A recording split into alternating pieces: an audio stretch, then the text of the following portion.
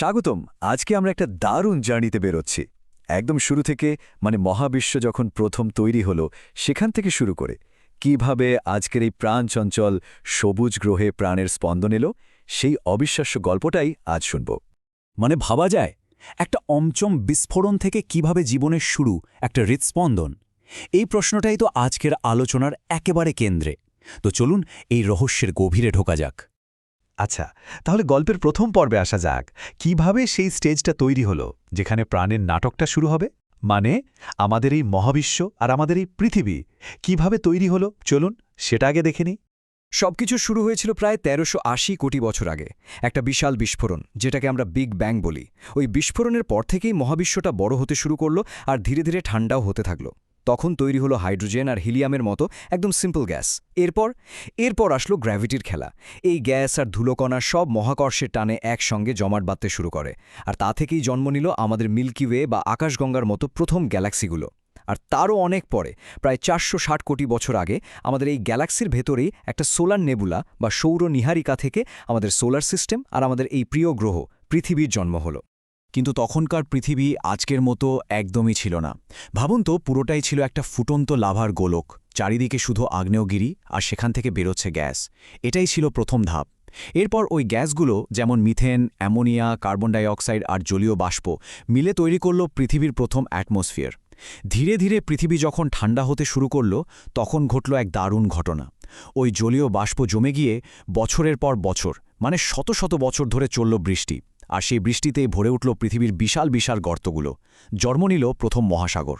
তবে একটা জিনিস মাথায় রাখতে হবে, তখনকার বাতাসে কিন্তু আজকের মতো নিঃশ্বাস নেওয়ার জন্য কোনো অক্সিজেন ছিল না।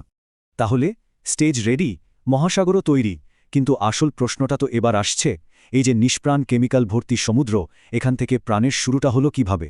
এটাই তো সবচেয়ে বড় রহস্য। একসময় মানুষ ভাবত জীবন বুঝি এমনি এমনি তৈরি হয়ে যায়, পচা মাংস থেকে মাছি, এই টাইপের একটা ধারণা ছিল। একে বলা হতো স্পন্টেনিয়াস জেনারেশন। কিন্তু বিজ্ঞানী লুই পাস্তুর পরীক্ষা করে দেখিয়ে দিলেন, না, ব্যাপারটা মোটেও তেমন নয়। এরপর এলো আসল বৈজ্ঞানিক থিওরিটা, কেমিক্যাল ইভলিউশন। বিজ্ঞানী অপারেন আর হ্যালডেন বললেন যে জীবন আসলে হঠাৎ করে আসেনি, বরং কোটি কোটি বছর ধরে ধাপে ধাপে কিছু রাসায়নিক বিক্রিয়ার মাধ্যমে তৈরি হয়েছে। একদম সরল মলিকিউল থেকে ধীরে ধীরে জটিল মলিকিউল, আর সেখান থেকেই প্রাণের শুরু। এই কেমিক্যাল ইভলিউশনের আইডিয়াটাকে আরও এক ধাপ এগিয়ে নিয়ে গেলেন জেবিএস হ্যালডেন। তিনি একটা দারুণ টার্ম ব্যবহার করলেন, হট ডাইলিউট স্যুপ বা গরম পাতলা স্যুপ। তার মতে পৃথিবীর ওই প্রথম দিকের মহাসাগরগুলো ছিল ঠিক যেন একটা স্যুপের বাটি, যেখানে জীবনের জন্য প্রয়োজনীয় সব কেমিক্যাল উপকরণ উষ্ণ পানিতে ঘোরাঘুরি করছে আর শক্তি পাচ্ছে বাজ পড়া থেকে বা সূর্যের আল্ট্রাভায়োলেট রশ্মি থেকে। জীবন তৈরির জন্য পারফেক্ট একটা পরিবেশ। তো এই স্যুপের আইডিয়াটা তো দারুণ, কিন্তু এটা কি সত্যি? এটা প্রমাণ করার জন্য ১৯৫২ সালে মিলার আর ইউরে নামের দুজন বিজ্ঞানী একটা যুগান্তকারী এক্সপেরিমেন্ট করেন। তারা ঠিক করলেন ল্যাবের মধ্যেই প্রাচীন পৃথিবীর একটা মিনিয়েচার ভার্সন বানাবেন। তারা কি করলেন, একটা ফ্লাস্কে মিথেন, অ্যামোনিয়া আর হাইড্রোজেন গ্যাস নিলেন, ঠিক ২-২-১ অনুপাতে। সাথে মেশালেন জলীয় বাষ্প। এরপর বাজ পড়ার ইফেক্ট আনার জন্য ওই মিশ্রণের মধ্যে দিয়ে ইলেকট্রিক স্পার্ক পাঠালেন। ব্যাস, এই সেটআপটা তারা ১ সপ্তাহ ধরে চালিয়ে গেলেন। আর রেজাল্ট যা পাওয়া গেল তা ছিল অবিশ্বাস্য। মাত্র ১ সপ্তাহ পরেই দেখা গেল ওই তরলের মধ্যে গ্লাইসিন, অ্যালানিনের মতো অ্যামিনো অ্যাসিড তৈরি হয়ে গেছে। শুধু তাই নয়, আরও প্রায় ১০টারও বেশি জটিল অর্গ্যানিক কম্পাউন্ড পাওয়া গেল। তার মানে কি দাঁড়ালো? তার মানে হলো, জীবনের জন্য যে বেসিক বিল্ডিং ব্লকগুলো দরকার, সেগুলো প্রাচীন পৃথিবীর পরিবেশে একদম স্বাভাবিকভাবেই তৈরি হতে পারত। এই পরীক্ষাটা কেমিক্যাল ইভলিউশন থিওরিকে একটা শক্ত ভিতের উপর দাঁড় করিয়ে দিল। আচ্ছা, জীবন তো শুরু হলো, কিন্তু তারপর কিভাবে এই সরল জীবন থেকে এত জটিল সব প্রাণী আর উদ্ভিদের জন্ম হলো? এবার আমরা সেই গল্পে ঢুকব আর দেখব বিজ্ঞানীরা কিভাবে গোয়েন্দার মতো করে অতীতের সব সূত্র খুঁজে বের করেন। বিজ্ঞানীদের মতে পৃথিবীতে প্রথম প্রাণের আবির্ভাব ঘটেছিল প্রায় ৩৮০ কোটি বছর আগে। ভাবা যায়, আর সেই প্রথম প্রাণ ছিল খুব সম্ভবত সমুদ্রের পানিতে ভেসে বেড়ানো একদম সরল এককোষী কোনো জীব। ৩৮০ কোটি বছর, সময়টা সত্যি মাথা ঘুরিয়ে দেওয়ার মতো। কিন্তু এত আগের কথা আমরা জানছি কিভাবে? উত্তরটা হল ফসিল বা জীবাশ্ম। ফসিলকে বলা যেতে পারে পাথরের বুকে লেখা জীবনের ডায়েরি। কোটি কোটি বছর আগের প্রাণী বা উদ্ভিদের ছাপ, এগুলোই আমাদের কাছে অতীত জীবনের সবচেয়ে বড় প্রমাণ আর এরাই বলে দেয় সময়ের সাথে সাথে জীবন কিভাবে বদলে গেছে। এই ফসিল রেকর্ডের একটা ক্লাসিক এক্সাম্পল হল ঘোড়ার বিবর্তন। একদম শুরুর দিকের ঘোড়া, যার নাম ছিল ইয়োহিপ্পাস, সেটা দেখতে ছিল অনেকটা শিয়ালের মতো, মাত্র 30 সেন্টিমিটার লম্বা, আর তার সামনের পায়ে ছিল 4টে করে আঙুল।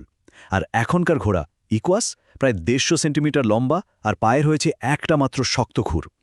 এই যে লক্ষ লক্ষ বছর ধরে এত বড় একটা পরিবর্তন, এটা ফসিল রেকর্ড না থাকলে আমরা জানতেই পারতাম না।